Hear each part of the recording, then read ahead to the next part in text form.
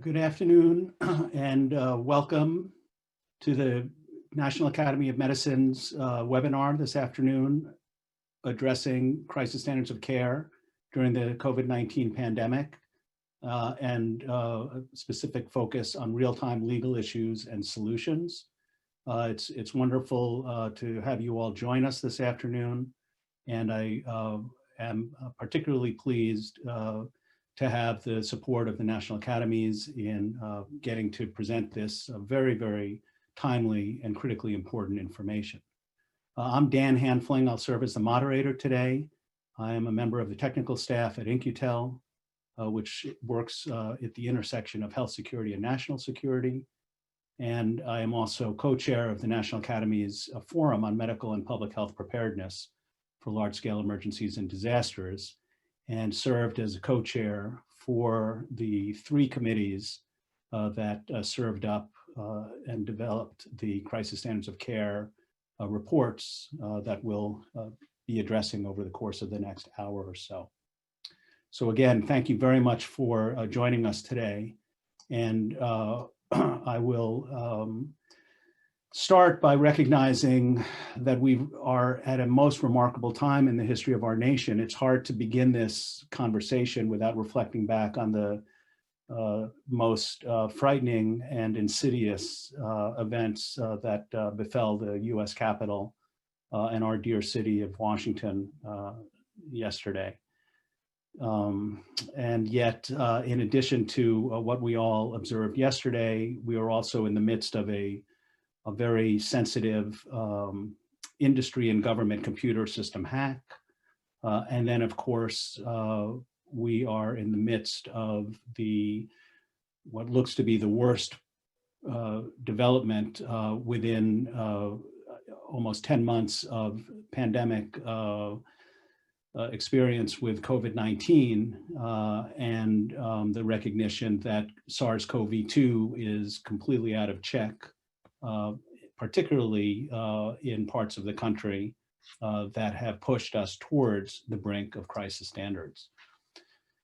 With regards to where things stand right now, more than 130,000 Americans are in the hospital today with COVID-19 infections. We know this is straining healthcare systems and is pushing the virus's death toll higher and higher. In 34 states, coronavirus patients are occupying at least 10% of all hospital beds. Arizona, California, and Nevada are in exceptionally bad shape. Over 30% of all hospital beds in each state are filled with coronavirus patients. And 11 states are seeing more hospitalizations now than at any other point in the crisis. And of course, most telling is the fact that this SARS-CoV-2 has killed nearly 350,000 Americans and is killing 3,000 people each day. Literally the worst part of the crisis. Next slide, please. So as we recognize that this is in fact the deadliest week in the United States since the pandemic began, with thousands of Americans dying each day and hospitals being overwhelmed with critically ill patients, it's important for us to focus on issues related to crisis standards of care. Our colleagues in California are sending notes to EMS providers and other pre-hospital providers, exhorting them to limit resuscitation efforts and to conserve the administration of oxygen delivered to patients.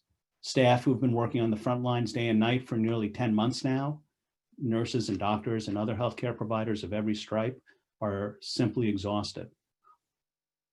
For these sorts of ideas, which to be honest, I never thought I would see in my lifetime, we convened a committee over 10 years ago to begin to address the what-if questions with regards to dealing with large-scale catastrophic health emergency. Next slide, please. In 2009, between the first and second waves of the H1N1 crisis, we were asked by the Assistant Secretary for Preparedness and Response at that time, Dr. Nikki Lurie, to bring a committee together to examine guidance for establishing standards of care for use in large-scale public health emergencies. And we were asked to contemplate these questions. Who should receive care when not all can be treated? How should limited resources be applied to managing a large-scale catastrophe? Who would make those decisions, and should the standard of care change? And from that, the 2009 letter report was delivered in September of 2009, which defined crisis standards of care as a substantial change in usual healthcare operations made necessary by a pervasive or catastrophic emergency. In addition to the 2009 report, we also issued a set of key recommendations and articulated key elements that were put forth in 2012 and then again in 2013, all of which taken together result in the description of a systems framework for response to a catastrophic health emergency. And this framework for response is now what we refer to as the implementation of crisis standards of care. It encompasses both the delineation of how a surge response extends across a continuum, ranging from conventional to contingency to crisis. And then, as you'll see in a slide presented by my colleague James Hodge later in the program, it is built upon the core foundation of both adhering to key ethical principles and the respect for legal authorities and the legal environment in which healthcare is delivered under crisis standards. Next slide, please. So as a very, very brief and simple overview, when we talk about crisis standards of care, which really was envisioned largely as a means of describing a surge response in a large-scale catastrophic emergency, distilled down to its fundamental elements, it's an issue of supply and demand. And so you see on the x-axis time, and on the y-axis both demand for healthcare services and the supply of those resources needed to deliver those services. And as the demand for healthcare services go up and the supply of resources go down, at some point you cross an imaginary line that forces you to make difficult decisions at the bedside and forces you to transition from what we have described as a conventional standard or conventional care to a contingency or crisis standard, contingency or crisis care. And only such time as the resupply of resources, and those resources can be materiel, or they can be personnel, only such time as those resources have come back, do you come out the other end and return back to a conventional level of care. And this means that there are many unprecedented and agonizing decisions about how resources are used. And that's what we are intending to begin to focus on over the course of this afternoon's presentation. Next slide. So to bring you up to date on where things stand, on December 18th, the National Academy of Medicine and 9 other national organizations issued a call for key actions to be taken by governors, state health departments, and hospitals and healthcare systems. And included in this call to action and the accompanying one-pager documents that are all posted on the website, and we have the link here for you, and we'll put it in the chat, is language that's intended to further clarify key operational, ethical, and legal considerations related to scarce resource allocation decision-making. And so we find ourselves together this afternoon to explore in greater detail key legal issues which undergird the crisis standards of care framework. Next slide, which should be the agenda slide. Yes, so to help us navigate these complex issues, we have 3 distinguished panelists who will take us each through their areas of expertise. And it's really my honor and pleasure to be able to work with all of them this afternoon and in previous times leading up to today's webinar. First will be Roger Severino, who's the director of HHS's Office of Civil Rights. And he has been instrumental in ensuring non-discrimination in crisis standards of care planning and implementation. He has provided technical assistance to the Crisis Standards of Care work group that developed the December call to action. And he has been chiefly responsible for OCR, the Office of Civil Rights, the Crisis Standards of Care work. And under his leadership has gained national and international acclaim for defending the rights of the most vulnerable. Then we'll be followed by James Hodge and Jen Piet, James is the Peter Kiewit Foundation Professor of Law and Director of the Center for Public Health Law and Policy at the Sandra Day O'Connor College of Law at Arizona State University, where he also directs the Western Region Office of the Network for Public Health Law. James was also an esteemed member, a close colleague and a good friend who I met in our original work in the 2009 and 2012 Institute of Medicine committees on establishing standards of care for use in disaster situations, and really is one of the lead experts, lead legal experts on this issue in our country. And finally, we're joined by Jen Piet, who is a research scholar at the Center for Public Health Law and Policy at the Sandra Day O'Connor College of Law at Arizona State.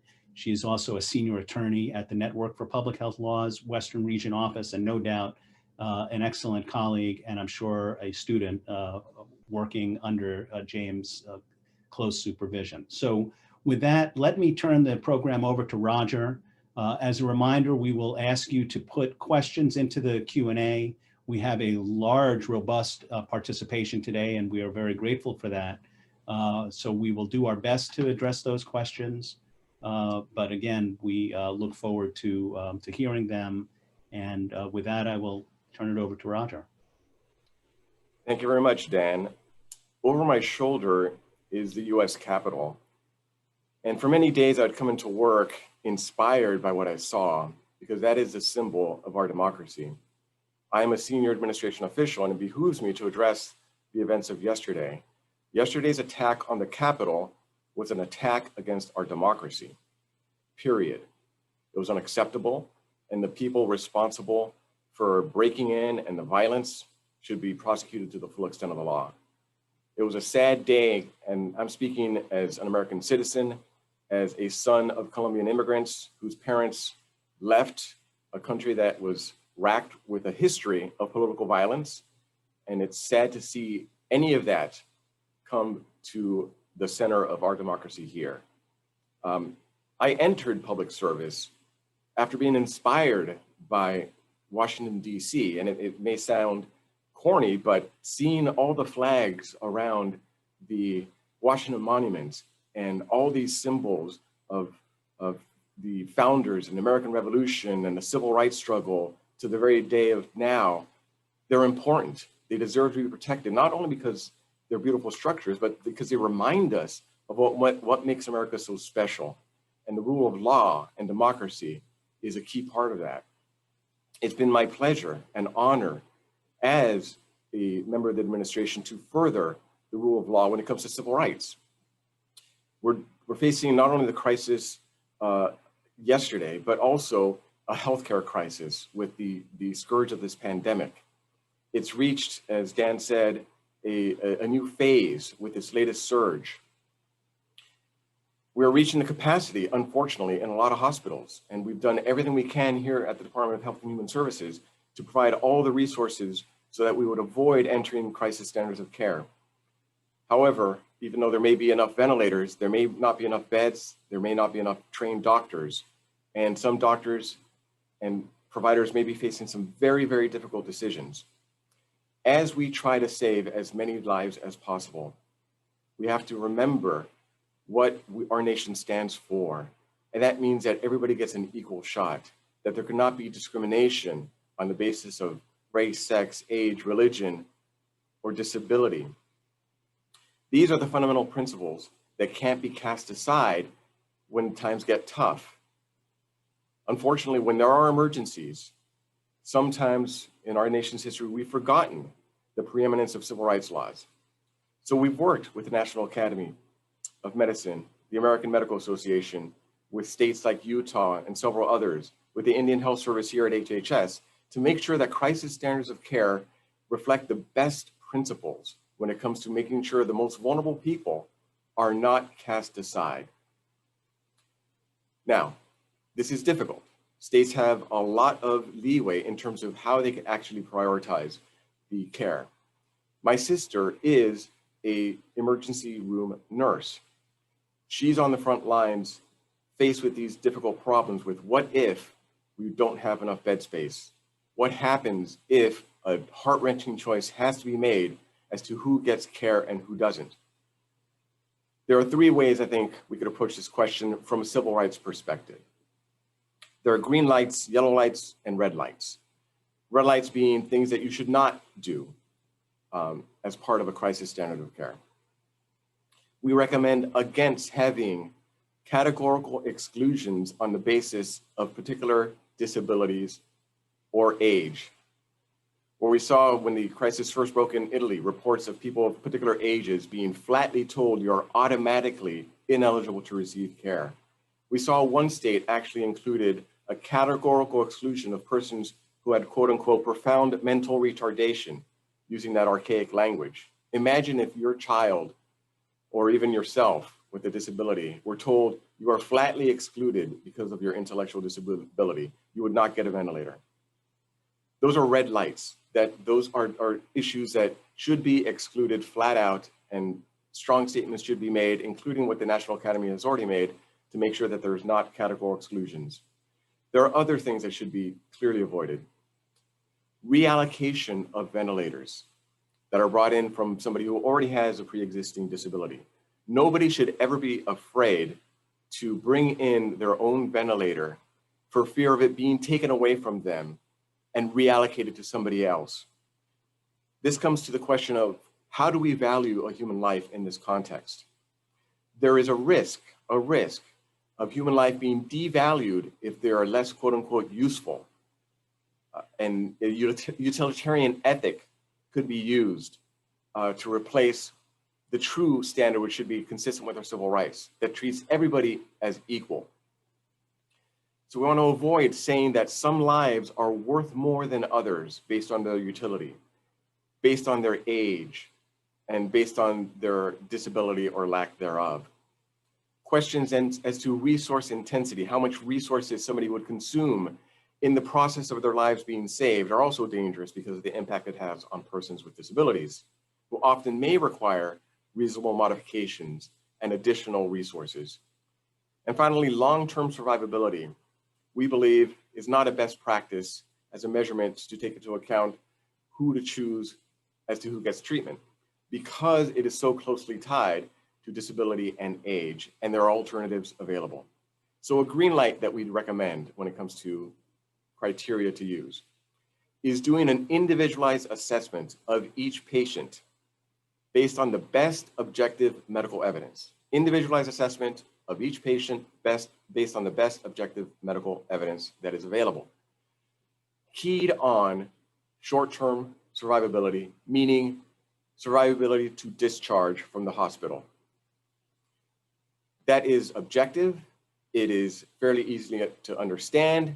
You could latch onto it, even in a crisis situation, to say, what does it mean to have the odds of survivability to discharge? When you get a patient presented to you, you use the relevant clinical diagnostics in order to assess that survival to discharge.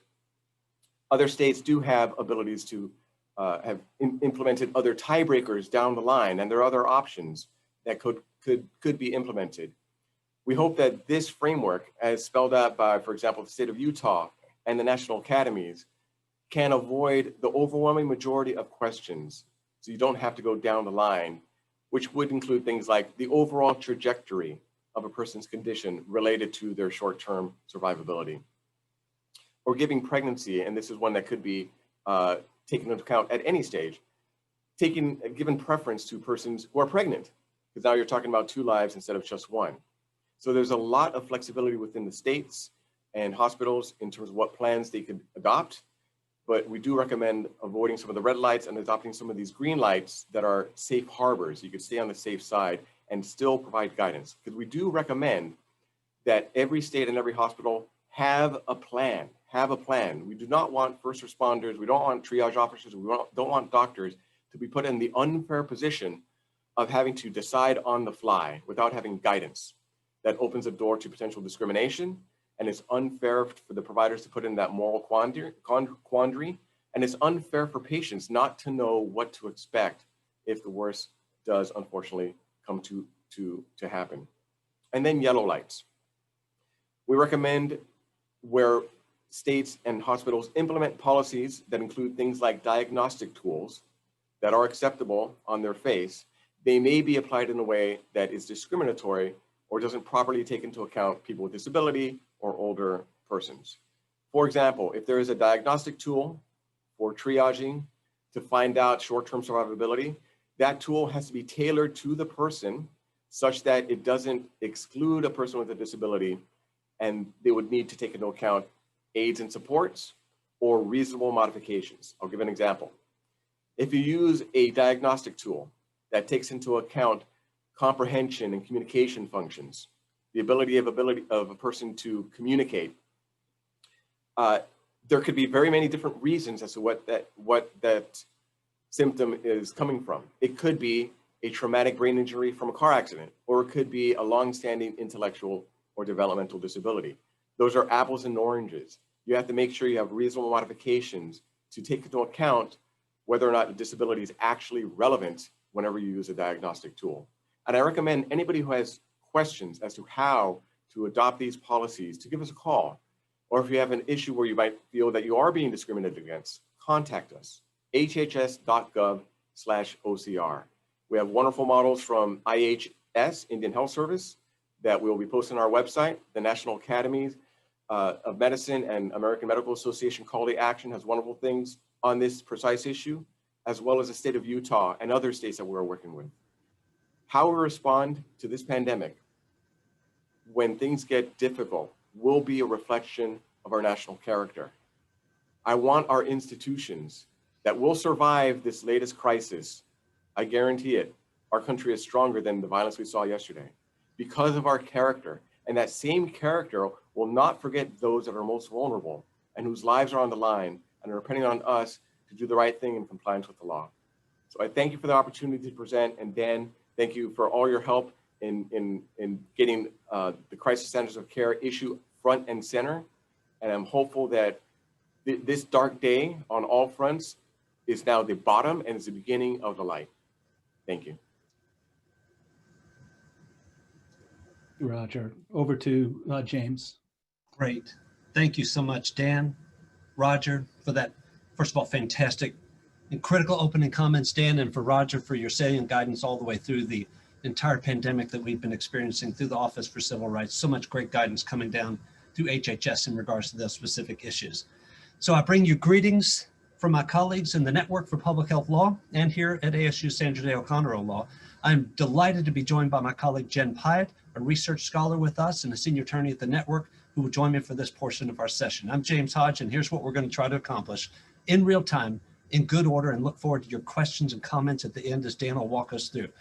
Jen and I are going to take you into those real-time legal issues and solutions. Now listen, our perspective for this particular portion of the program is not just to lay out all the legal impediments that you may experience in trying to implement or foresee crisis standard of care.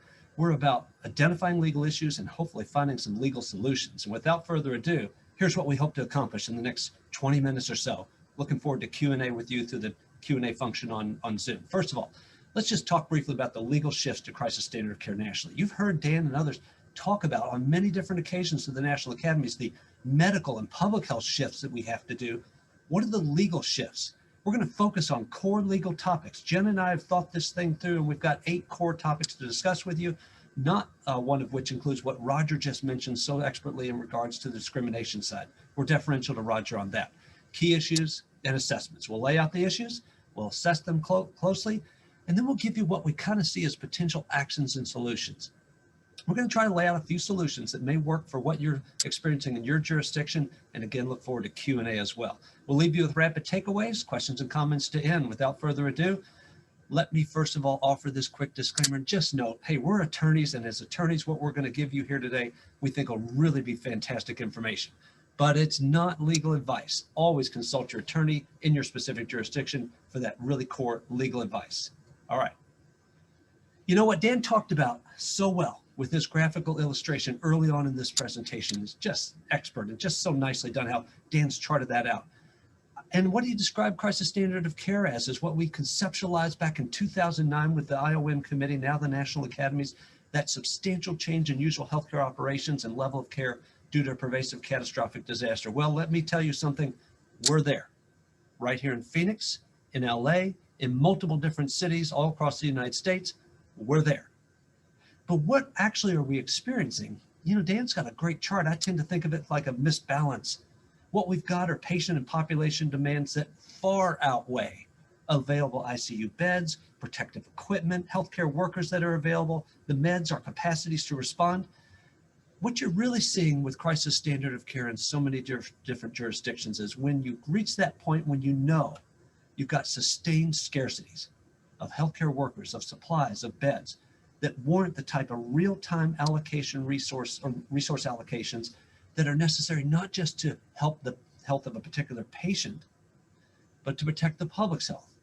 That's when you know you're in crisis standard of care. Dan's very right to raise the issue in regards to how that's a continuum. We'll use that theme throughout our presentation as well.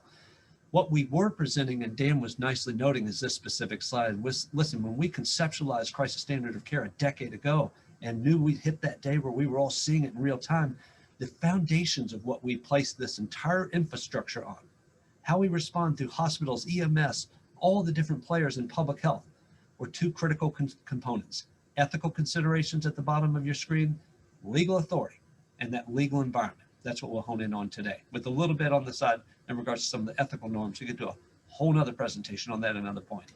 All right, without further ado, let me show you the 8 topics I think we'll be able to explore here in good real time. First of all, I'll walk you through the sort of role and effect of emergency declarations. Do not take these for granted, because these are critical components and they set the stage for how we do and implement crisis standard of care, but I'll give you a reason not to take them for granted, and how we might invoke legally crisis standard of care. You know, it's one thing to say, yeah, we've hit that balance. We're skewed. The balance is off. When can you legally invoke crisis standard of care? I'll give you options that'll help, I think, quite a bit. Jen will walk you through how we resolve jurisdictional challenges, alleviating licensure and scope of practice concerns. Those are dominant issues. Assessing the legal duties to care in emergencies like what we're seeing with crisis standards. So critical. Roger hit on it very, very well. Jen will walk you through a few of their observations. She'll take us into documenting decisions in transparent, lawful ways. I've already seen some questions in the Q&A about that. And then I'll walk you through one of the core, perhaps most significant components of when and ever we're actually implementing crisis standard of care. What do we do to protect against unwarranted risks of liability? And finally, how do we mitigate those issues? The legal issues we've talked about, what steps can you take to mitigate them? All right, without further ado, let's talk about emergency declarations, because you all have experienced, as we all have in the United States, over the last 10 years and well into 2021 here, what we've seen as an unprecedented utilization of emergency declarations across the country. President Trump has issued Stafford Act and National Emergency Act declarations. HHS, Secretary Azar, initially issued a public health emergency declaration on January 31st. Every single state in the US simultaneously remains, with the exception of one potentially in Michigan, in a state of emergency, disaster, or public health emergency, and thousands of local governments have issued these emergencies simultaneously. These matter a lot. They matter a lot because they dictate what's possible in the environment through which we implement crisis standard of care. And I'll tell you something Jen's going to hit on in a moment, is what matters also is how long these continue. Believe it or not, as we're working with National Governors Association tracking these sorts of trends, some states have already withdrawn or thought about withdrawing their emergency status. And that's a big change legally. Why? Because this is what those emergency declarations do. You know, you all, from the healthcare perspective, are involved in medical triage, and that's valiant, that's laudable, and it's critical in a crisis. We're doing legal triage separately. We're actually looking at how we, during the course of these emergency declarations, build favorable legal environment that prioritizes issues and then finds those solutions. As you see government and laws and partners and all these actors come together, the epicenter of that sort of triage environment, how you legally respond in this environment is tough sledding. We're doing it in real time. And along the way, we're utilizing a lot of different tools in our toolbox. Look at everything that I'm showing you on screen and realize this is happening around you in all your states for the last several months and will continue to. Utilization of executive orders, flat out waivers of statutory and regulatory provisions in key states, liability protections invoked by those emergencies, reciprocity provisions, scope of practice expansions, expedited procurements, issues related to authorized takings, and the critical point, when and how we actually invoke crisis standards of care. Let's get to that specific issue. This is just another way of illustrating what Dan was showing in his chart earlier. You know, we're on a continuum at any point in time in the delivery of healthcare services in the United States. Any day we're in conventional care, the next day something happens in our community, we go to contingency care. Our great colleague, Dr. John Hick in Hennepin County in Minnesota talks well about this as far as how you can go from conventional contingency with almost a drop of a hat. But then at some point you segue into crisis standard of care. When do you legally know you're there? This slide is designed to give you those options. First of all, recognize what you're seeing on the left side of your screen. These are all the potential legal triggers you might refer to for the purposes of assessing in your jurisdiction when have you hit that crisis standard. And on the right side of your screen, just various examples of when and what we're talking about on these specific fronts. I'll spend just a moment explaining what you're seeing on screen in case the relevance is critical for you as follows. First of all, federal guidance can be instructional. Hey, the feds don't set the crisis standard of care. They don't tell us we're in it, but they do give the type of guidance to the national academies through HHS, ASPR, CDC, and other federal agencies that we rely on or incorporate by reference into emergency declarations at the state, territorial, tribal level. Those declarations alone can actually implicate a crisis standard of care. We've seen that in a couple of jurisdictions. Executive orders from governors or territorial leaders basically saying we're in that crisis standard right now. Some states have utilized executive orders to recognize that officially. Existing crisis standard of care plans. These were put into place over the last multiple years with the idea that if we spell this out well in a lot of jurisdictions, you'll know you're in a crisis standard because you're hitting all the trip points that we laid out in the plans. That's happening in real time, and certain addenda like we've done in Arizona, a really great addenda done in June of 2020 here, set out greater criteria for this specific type of public health threat to let hospitals know when you hit these marks, you're in crisis. Regional agreements, be it healthcare coalitions, regional hospitals, they might spell out in those agreements, what do we need to see to sort of implicate or trigger that crisis standard? And then finally, your own hospitals, healthcare experiences. Hey, if you don't see what you need above the line here on that bottom line, if you actually are experiencing what you would know is that sort of shift to a population-focused need because of the sheer amount of issues and concerns legally, you might be there in crisis standard of care, and that may be all the trigger you need. My bet is if you're there, you've seen other things above you also triggered as well. What that does is give you a lot of legal options. Triggering crisis standard of care pursuant to the plans, pursuant to the legal infrastructure, what we've done with emergency declarations, allows you to acquire resources in real time, allocate those resources differently, do different methods of patient intake, pursuant to screening. You can actually set new roles and responsibilities for healthcare workers and volunteers, health practitioners. You will be engaged in medical triage, there's no question about it, as you shift from what you're seeing on the left, an individualized patient perspective, to the right, population focus of all the population of patients you're working with in real time. Hey, these legal options are great, but they do raise inter and intra-jurisdictional challenges. So without further ado, my great colleague Jen will walk us through that. Jen, go ahead. Thanks so much, James. You are absolutely on point here. The cross-jurisdictional issues that can be highlighted during CSC implementation can certainly prove challenging. Now, once an emergency hits, these emergency declarations can and do arise from all different levels of government, federally and from states, tribes, and localities. That said, emergency powers at each level of government differ, and no single emergency declaration will provide all the necessary coverage, resources, or authorities potentially needed in a crisis. So this potential variance or overlap can certainly make compliance with all of these authorities seem daunting. Next slide. Now, an even more daunting challenge might actually arise when planners at different levels of government differ on what actions can or should be taken, and healthcare workers and others may face uncertainty as a result. What could be done if, say, a locality suggests taking certain action, but the state has not yet actually put into place the types of interventions that would be needed to operationalize that action? Some of these challenges could certainly be solved through increased cross-jurisdictional cooperation, but that is not an immediate solution for practitioners on the ground who want to remain compliant with all directives. Next slide. Several potential solutions here actually might arise from revisiting that emergency declaration toolkit that James previously outlined. Take a hypothetical example. Vaccination has certainly been a hot topic recently, as increased vaccination and protection from COVID-19 will hopefully reduce the stress and the need to operate under crisis standards of care. Take, for example, allowing pharmacists or dentists to administer the COVID-19 vaccine. Now, conflicts could be resolved by revisiting the toolkit. Statutory waivers, regulatory waivers, and scope of practice expansions, which I'll talk about more in a few minutes, are clearly of some use here. These tools can allow additional practitioners who might not normally be able to go ahead and provide those vaccinations. So it might be useful to determine whether the State Commissioner of Health has actually waived any statutory requirements relating to scope of practice, or whether he or she would be willing to take that step.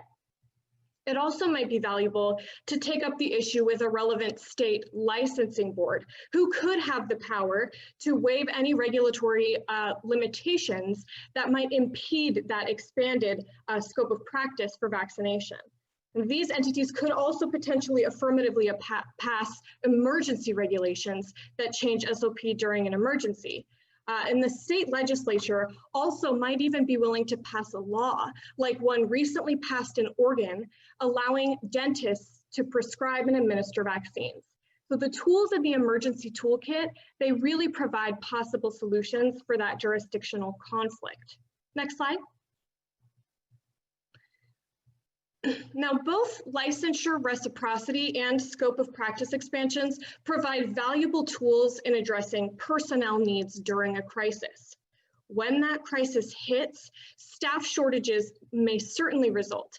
Either staff have to care for family members, they fall ill themselves, or staff might even become reluctant to provide services due to PPE shortages or fears of potential liability.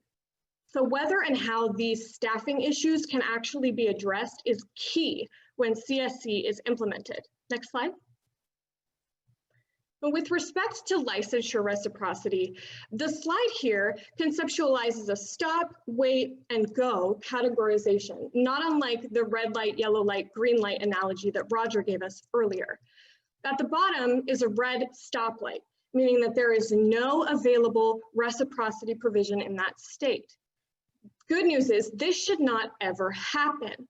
All states have some capacity to allow for out-of-state healthcare worker assistance because all states have signed on to EMAC. So no state should ever find itself in that complete red light scenario. The yellow light scenario comes up when reciprocity is triggered only through an emergency declaration or a waiver. And states have absolutely taken advantage of this power during the COVID-19 pandemic. That said, it cannot be overstated how important the continuance of these applicable emergency declarations or orders are. The yellow light can quickly turn red as some state powers are challenged in court, lapse after a period of time, or are terminated. Finally, that green light indicates a state that does not even need that emergency waiver. Non-emergency reciprocity provisions or multi-state licensing compacts are in place, allowing reciprocity outside of the emergency context.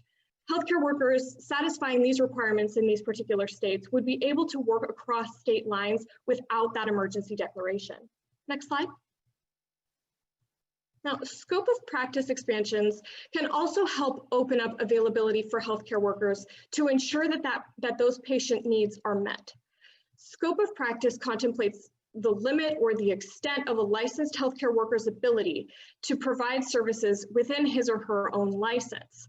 Now, emergency laws may allow states, agencies, or public health officials to undertake scope of practice expansions, and these in turn might be referenced by CSC plans. Some examples of nursing scope of practice expansions are shown on the right-hand side of the slide. Nursing scope of practice might be expanded generally via standing orders, protocols, or collaborative practice agreements, but it also might be expanded by an emergency order or a waiver during a public health emergency. That emergency order or waiver might itself also expand the authorities allowed under protocols, standing orders, or CPAs, or waive their necessity for a given time period. State nursing boards might also be able to waive regulations or pass emergency regulations during a crisis to expand out that scope of practice. Next slide.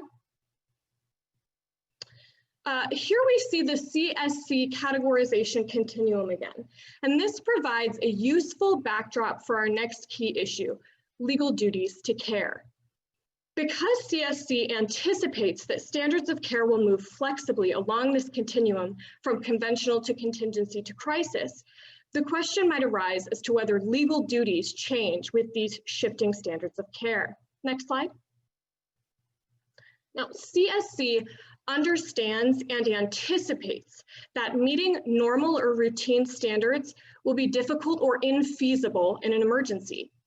Patients may not receive the same care they might have received outside of extreme operating conditions. So given these shifts in care, there may be some concerns here with respect to crossing that line into experimentation.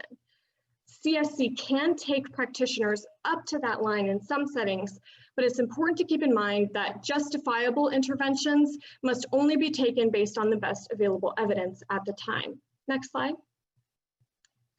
Now, because CSC anticipates and expects that these standards will shift in emergencies, conceptualization of the legal duties applicable to practitioners can account for that. Now, it's unquestionable that the duty of care remains a fundamental obligation of healthcare professionals and that patients cannot be abandoned in the face of catastrophe. That said, although the duties do not change, how we meet and accomplish those duties will change. Healthcare workers acting according to shifting standards during CSC could still be meeting those duties because they're acting according to the applicable standard at the given time.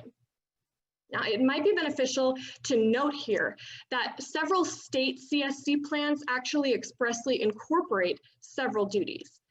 The duty not to abandon a patient, the duty to care for a patient despite risks, which is accompanied by a reciprocal duty to support and protect those healthcare workers, and a duty to provide comfort care or palliative care if a patient is determined ineligible for a given intervention.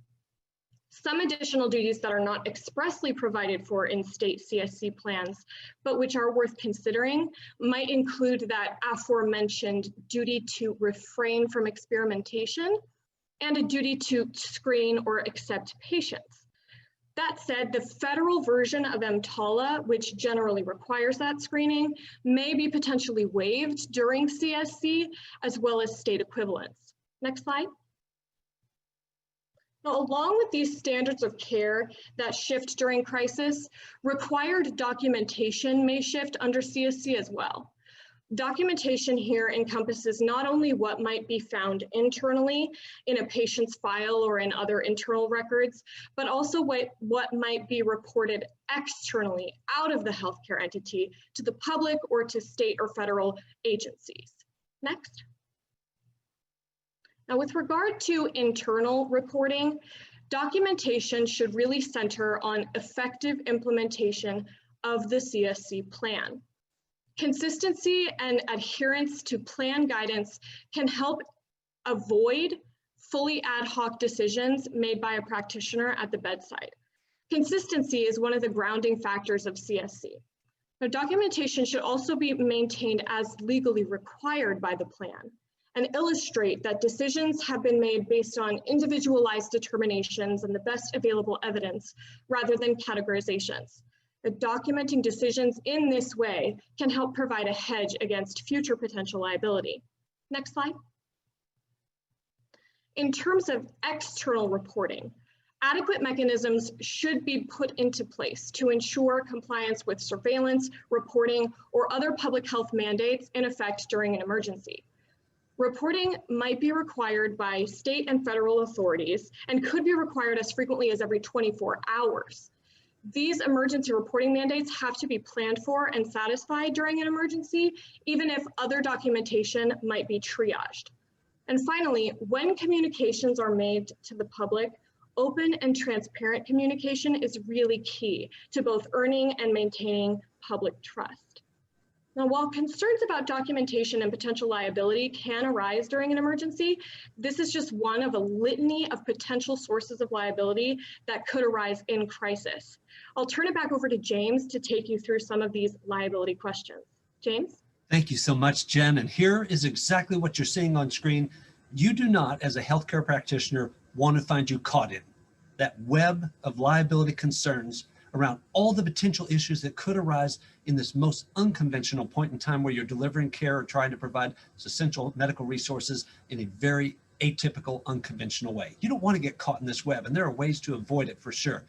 Let me walk you through very briefly the two dominant paths that we consistently see and think through in relation to the liability claims and the potential risks in a crisis standard of care environment. First of all, what you're seeing here is just a replication of that same schematic from conventional to crisis standards.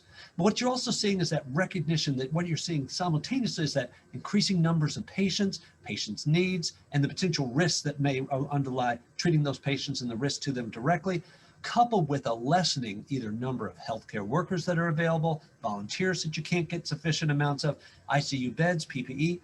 In that specific environment, as that rain cloud starts to think about or starts to illustrate that potential for claims to come down in that crisis standard of care mode, you've got two dominant paths you can follow. First, follow the evolving standard of care. For the purposes of liability, just follow the standard. In other words, if what you're doing meets the standard of care in crisis, you're not liable. That's the standard of which we work with in contingency and conventional care. If a medical practitioner meets the standard of care, a bad outcome can occur. That is an unfortunate consequence, but in most courts across the United States, you're simply not liable because you met the standard. Path 2 is different. See, path 1 relies on you getting, actually brought up on a claim of liability, potentially having to walk into a malpractice situation, having to be tried or such. Path 2 says, no, let's obviate that. Let's provide enhanced liability protections for healthcare workers and entities in crisis standards of care. And that, path 2, ladies and gentlemen, is exactly what most policymakers across the United States at the federal, state, tribal, territorial, and local levels have provided. What you see across jurisdictions are multiple liability protections that apply to healthcare workers, to volunteers, to even entities like hospitals for various different acts of negligence. If acts of negligence are detected in relation to implementation of crisis standard of care, these protections are there to say we're not going to hold you directly liable, but mind you, nothing protects you largely against intentional acts of misconduct or otherwise. Where you want to find yourself at any point during a crisis standard of care implementation is under what we call the umbrella of liability coverage. It could be through any number of these different themes you're seeing in these boxes. Good Samaritan provisions, entity liability protections, the federal PrEP Act, so powerful in regards to what it does in providing liability protections for medical countermeasures, CARES Act, federal different measures around volunteers and such. There's so many different ways that you can fall under that umbrella. It's jurisdiction specific, but powerful. Find it because it may protect you from liability while you're trying to do such unconventional care in a crisis. Our last issue before we jump right into Q&A in just a second. So get those questions ready. We're seeing a lot show up in the Q&A box, but we'll be ready and Dan will be walking us through that in just a second. Jen and I have laid out a lot of legal issues, and actually, to be honest, we could lay out quite a few more. We've laid out legal issues. We've shown you potential legal solutions, but honestly, what you want to do is obviate all of that, right? You don't want to even find yourself tripping on any of these legal issues. How do you minimize those risks in a crisis standard of care? We see several core themes. First of all, do recognize what Dan's talked about, what you see in real time, and what's been done prior to COVID and what you're doing in real time. Advance and real-time planning makes that critical difference. It sets the goals, it sets the stage, it can protect and insulate from liability. It can be that critical to minimizing risks. When everybody's on the same score in relation to what and how to respond through a crisis, you've got the potential to eliminate much of the risk that could result in potential liability concerns. Jen talked about transparency, cannot emphasize it enough. Be transparent where possible without violating health information privacy concerns, mind you, but transparency in how you're implementing crisis standard of care, critical. Oversight and internal review. Don't shy away from it. Do it. It's that critical in these crisis events. Committees set up through multiple crisis standard of care plans are designed to make tough choices. As Roger has given us good guidance on for avoiding discrimination, there's still tough choices that have to be made.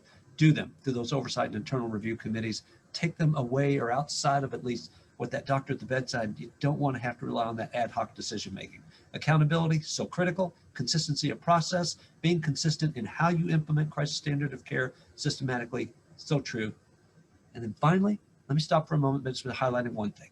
We can lay out all the legal responses possible and nothing will necessarily displace the need to be adherent to ethical norms, not day-to-day ethics, the sort of public health emergency ethics that are spelled out in your crisis standard of care plans.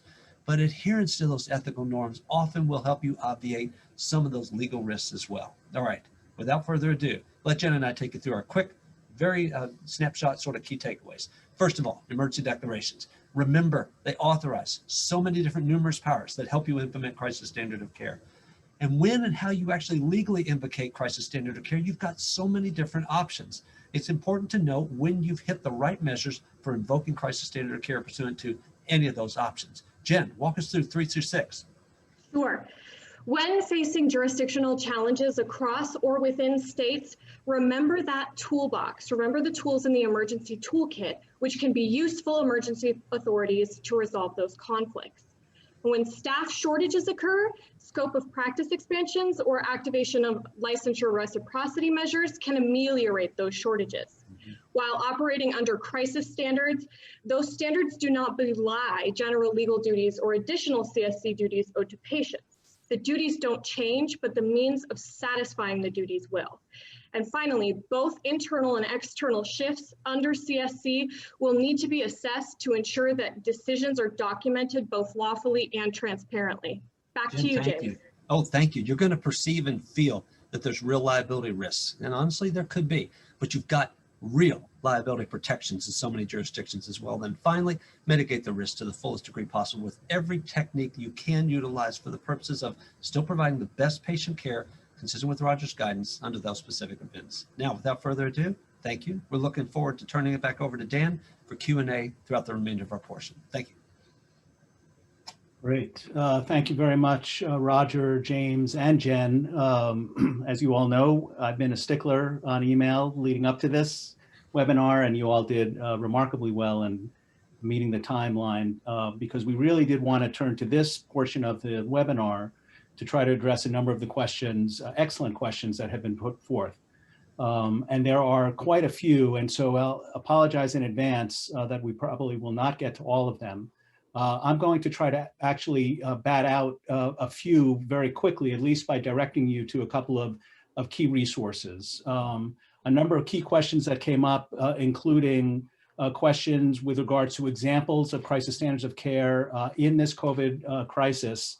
I would point you towards the work that we did for the RECs, the Rapid Expert Consultations, and the NAM Perspective piece. That is listed and available on the call to action website. I also put into the chat the link to the call to action website.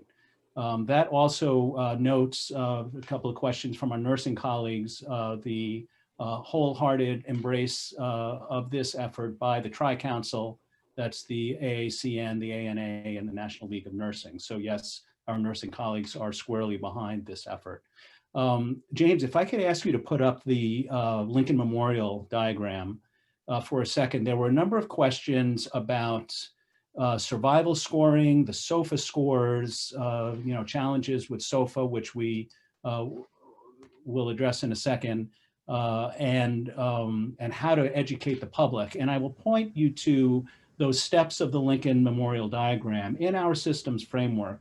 We felt it critically important, not only that we focus on provider engagement, but the second step there being community engagement as a critical part of planning for crisis standards of care. And frankly, that was an effort that really did not receive much attention outside of a few states over the past 10 years. And I think that that is an issue. I saw in the chat, someone noted that California is now going to be, at least publicly, publishing its crisis standards of care plans. So that is one step towards community engagement, but it really was a missed opportunity. I also want to direct your attention to the implementation of clinical processes and operations. This notion of having a real-time decision support tool to help make these bedside clinical decisions. And unfortunately, we just have not been able to find one that works. A lot of attention has been focused on SOFA, the Sequential Organ Failure Assessment Score. And for those of you who have been following this issue closely, you know that we have really shied away from the use of SOFA for a number of reasons, a number of which are included in commentary in the chat. and that is that it is discriminatory against the African American population. It also is not useful in respiratory illness. And we learned this after the H1N1 crisis, when we saw that more patients would have died if we had applied the SOFA scoring than actually survived. And that is very much the case now with COVID. So as my colleagues, Lou Rubinson and others wrote a number of years ago, it may be time to get off the sofa. And, you know, I don't think that's going to require legal guidance. I think it's going to, after this event, require more concerted effort on being able to learn in real time and put in place in real time the data infrastructure that allows us to make better decisions, informed decisions with regards to the efficacy or lack thereof of particular implemented countermeasures. I also lastly want to address the confusion on whether crisis standards of care are specific to individual providers or are they community-wide.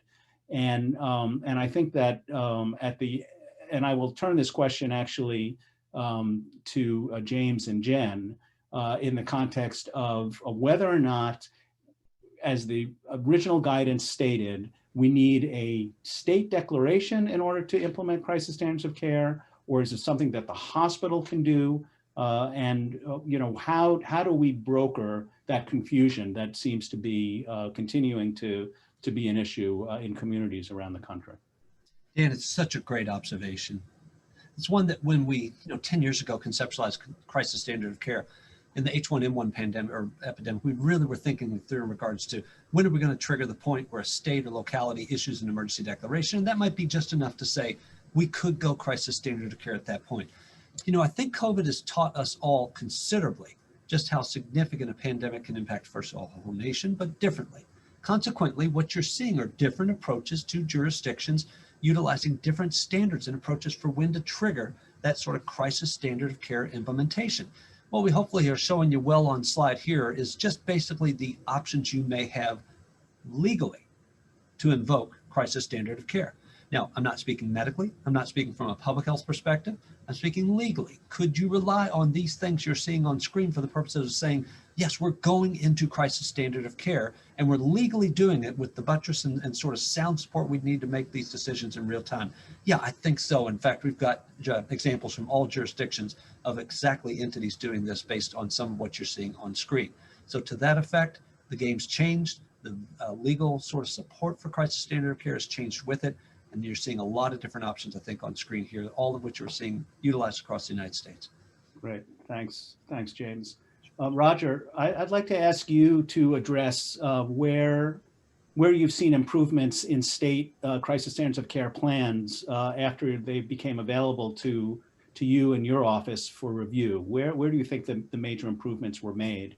And what needs to be put in place to ensure that future planning doesn't repeat the mistakes that were made early in the crisis?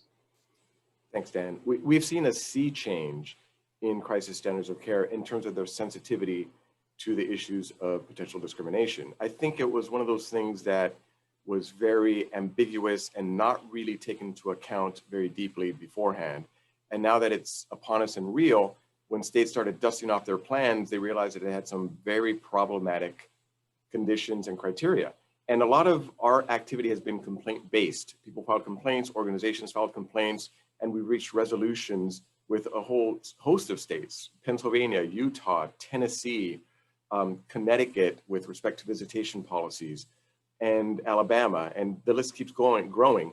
But now we've reached, I think, a point of consensus where working with providers, the medical practitioners, as to what tools work and what don't. And from our perspective, whether or not SOFA is a good clinical tool, that's really not within our purview. There are many reasons why it shouldn't be used.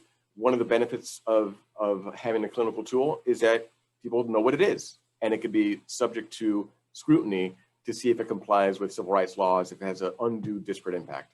Any crisis standard of care policy, other than coin flips, will have a disparate impact on age and disability. That's how it works. The question is it going to be legitimate or not? And that's where we talk about the red lights, green lights, to avoid veering off and violating one of the guardrails that are set. So we've seen a lot of growth in the sensitivity to these issues. Whenever you mention a disability or age, start thinking about how does this actually work in practice, because it could open a door to quality of life judgments that value one life more than another. Because behind every crisis standard of care is a moral philosophy. It is. There's either utilitarianism or a deontological viewpoint, a mixed view. There's behind it, all of it is animating a moral viewpoint. And how does that moral viewpoint play out when you combine it with clinical tools and the law?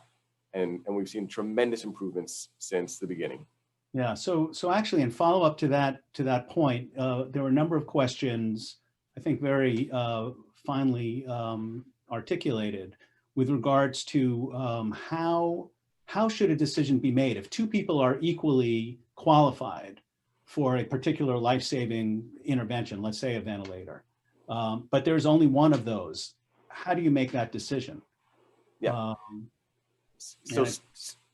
Sure, the states have tremendous discretion on the policies that they could set in answering that question. We police the boundaries of things that should not be used to make that decision, which are tough. You could do a coin flip. A coin flip does not violate civil rights laws. A lot of people think that's not morally acceptable, that we need to be able to ration resources. And there are ways you could ration resources. What we like to see is objective evidence, individualized assessments of the patient in front of you, relevant to the survivability to discharge. I think that is the safest ground where we really avoid much of the more difficult instances. Some states have other tiebreakers based on clinical trajectories to short-term survivability. I know we got a question of what about life cycle considerations? If somebody has had a longer life versus somebody who's had shorter, that gets difficult. There can be preferences for children in law, going beyond children and saying a life of a person of middle age is more valuable or worthy of resources than a person of older, retire age. That's when you get more difficult questions that we counsel against going down that path. Children, though, that has been a tiebreaker that New York has adopted that we do not see a problem with, because there's a lot of state and national statutory support for such a way of, making a distinction when you really have a tough call to make. Right. No, thank you. And I mean, again, I think your description of sort of policing the boundaries is a fine concept. And again, this is a challenge, and part of what we're trying to establish here is where those boundaries exist to the extent that we can. And again, a number of questions about decision support, and we already highlighted the limitations of the SOFA score. To address one question in the chat, I think that we need a fundamental relook at our public health infrastructure, particularly our data infrastructure. We need to bring that data infrastructure into the 21st century, frankly, where we have the ability in real time to have not just data, but the data analytics and the ability to make decisions in a much more robust and transparent manner than we do now. And that's probably for another webinar, probably for another National Academies report. We're not going to address that here this afternoon. James and Jen, a question about liability and risks for hospitals and healthcare institutions. Are they at greater risk, in implementing crisis standards of care or by failing to do so? I love that question, Dan, because it really does implicate what's at stake here. So you're trying to make that assessment. What do we do here? Do we get caught in this web? No, I don't want that. Are we going to go shift to crisis standard of care? Well, that takes us out of our contingency model. We know how to do that well. But the issue is failing to implement crisis standard of care when you should have. I actually will tell you straight up, I think about 6 months or so from now, jurisdictions, hospitals, particular entities that don't do it when they should have and have potential loss of life or excess morbidity tied to that failure to actually shift to a crisis standard of care. I don't have a lot of umbrella protection for that, because what you didn't do is you did not invoke what was available to you at that point under express liability protections. Oh, they may still be there minus an emergency declaration, and they might even still be there minus a formal declaration of actually implementing crisis standards. But when you go the crisis standard of care route, as noted, you have shifted to a paradigm that actually, I think, provides greater liability protections failing to do it might end up being the greater liability event. It's a neat observation, Dan, and it's one I'm sure is on the minds of a lot of hospital CEOs and doctors across the country of, it's not doing it, that may be the bigger problem. And I would actually agree with that down the road. We just hope hospitals don't have to make that tragic choice because of just wherever they may stand in regards to that decision matrix. Great, thanks, James. Would any of you like to address the question that came up about why the intensity of resources needed for survival should not be included as a criteria for decision making? Sure. And to piggyback on what James just said, having a plan out there is your best defense in a lot of ways. Yeah. And OCR, my office, has already examined many state plans, and some of which even have our logos on them. The odds of you getting an enforcement action on the civil rights side of things, you would not expect one if that sort of plan were adopted. So the question of resource intensity. This is one of those disparate impact questions where if you have a couple patients come in and you look at one and says, wow, you're gonna consume resources at a high rate in order to save your life, and you want to wonder, okay, can you actually do that sort of calculus? It opens up a door where you start getting blunt judgments. If a person walks in with a wheelchair and then instantly a practitioner or triage officer might say, that's going to be more resources, end of the line.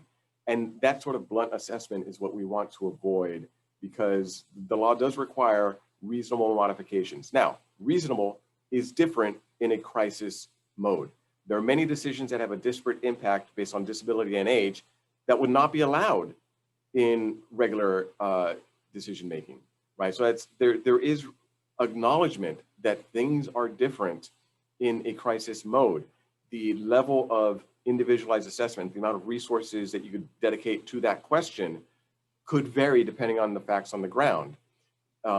If you're in a military type combat triage situation, hopefully hospitals won't get there, but if you are, that could be different than a more orderly triage situation. So there is flexibility in it.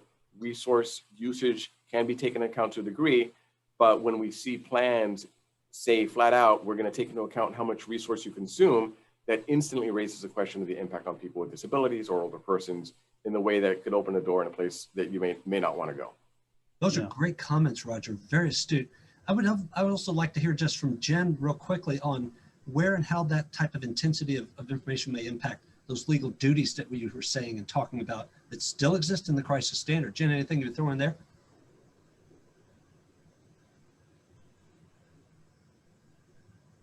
Jen, you may be on mute. Sorry about that. Yeah, I would say, when you're considering your legal duties that are invoked under your crisis standards of care, don't automatically assume that you won't be able to comply because those standards of care are shifting, because that's the entire focus, right, of crisis standards of care, is that from a fundamental level, you are shifting fully from an individual patient perspective to a full public health, public benefit perspective. And you are trying to ensure that the most lives can be saved as possible. And so when those shifting standards of care move, those duties move along with them. That's not to say that you're not caring for your individual patients. Of course you are.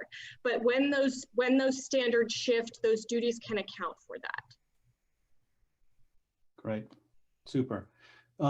Just being mindful of the time, it looks like we have a little bit more than 5 minutes. A question that I want to answer that I see has come up a couple of times, which is asking for a definition of functionally equivalent care, and then also I want to come back to the resource intense decision making.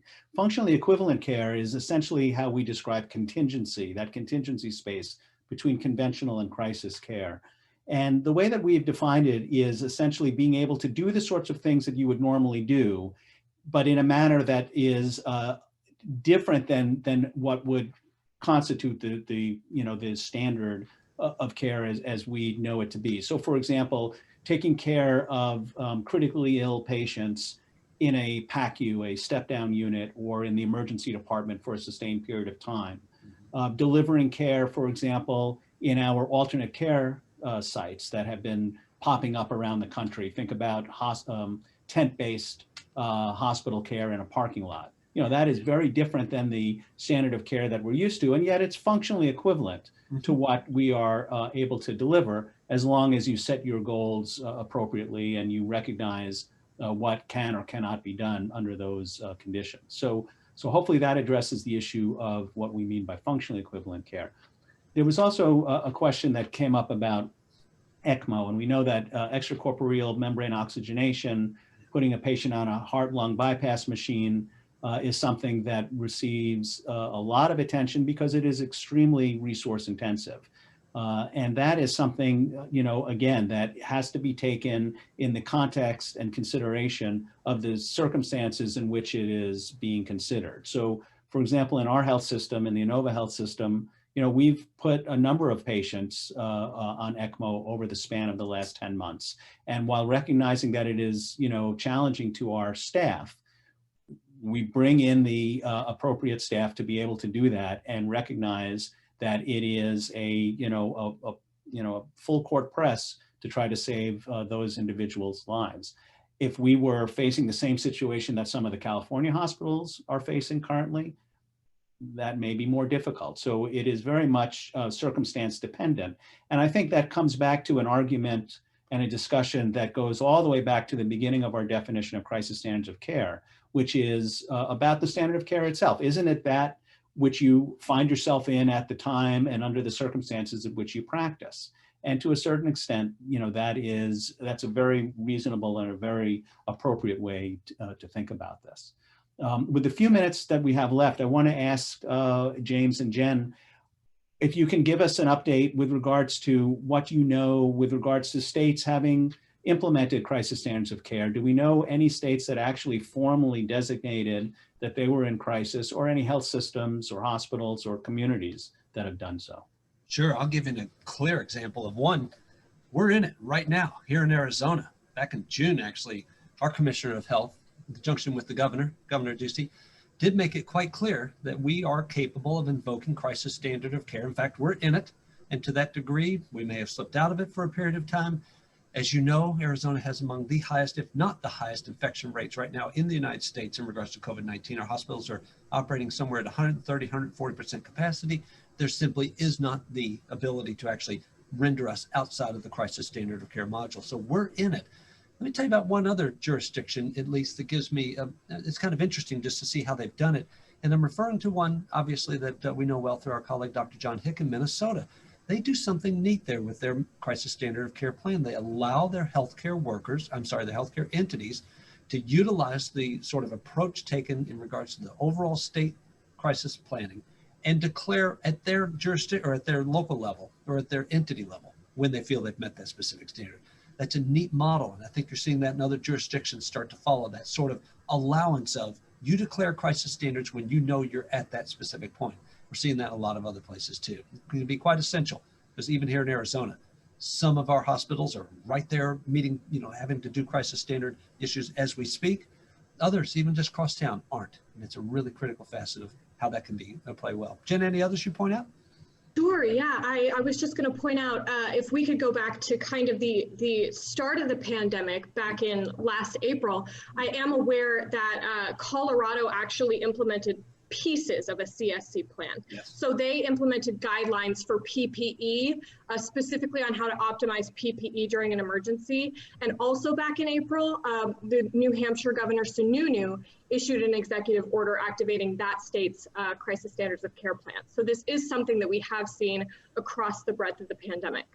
That's a nice observation, Jen, too, and I just highlight that only because, what she's saying about Governor Sununu. He used an executive order to make that a reality. Now, we've done it differently in Arizona in that respect, but it's neat, the legal options that are available.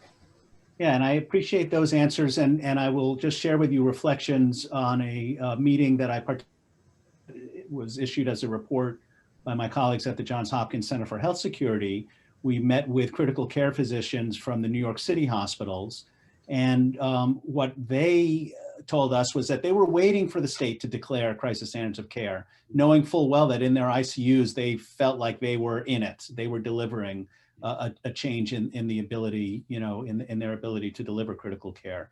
And I think that, you know, one of the big sort of takeaways going forward is going to have to be a recalibration of how we decide how this happens, and recognizing that, you know, because we don't have the visibility, because we don't have the data systems, because we don't have the information management platforms that connect us and allow us that really broad area situational awareness, if you feel like you're in it, you need to elevate that, you know, within your health system, and then hopefully within your community, and then ultimately, you know, back to the state. But do what you have to do to try to save the most lives possible. So with that, I think we're right about at the hour. There have been just a tremendous number of really excellent questions. So first of all, thank you to all of the attendees for joining us today. We know that these are, again, extraordinarily difficult times, and we appreciate all of the tremendous work that you are doing day in and day out, night in, night out, to try to provide the best possible care to your patients and to really get us over the hump towards better days. I want to thank my three co-panelists who have each done a phenomenal job. Roger Severino, you know, your continued focus on these issues is making us all smarter and better and more precise in how we are contemplating these very difficult decisions. Jen and James, esteemed colleagues, helping us establish those guardrails, critically important. And of course, the National Academies staff, thank you so much for allowing us to present and to use the platform that you've provided us today. And with that, again, I wish everybody a safe rest of the day, a safe rest of the week, and a happy new year. Let this be a much better year for all of us. And with that, all the best. Great. Thank you all. Thank you, Dan, for great moderation as always. Take care. Bye.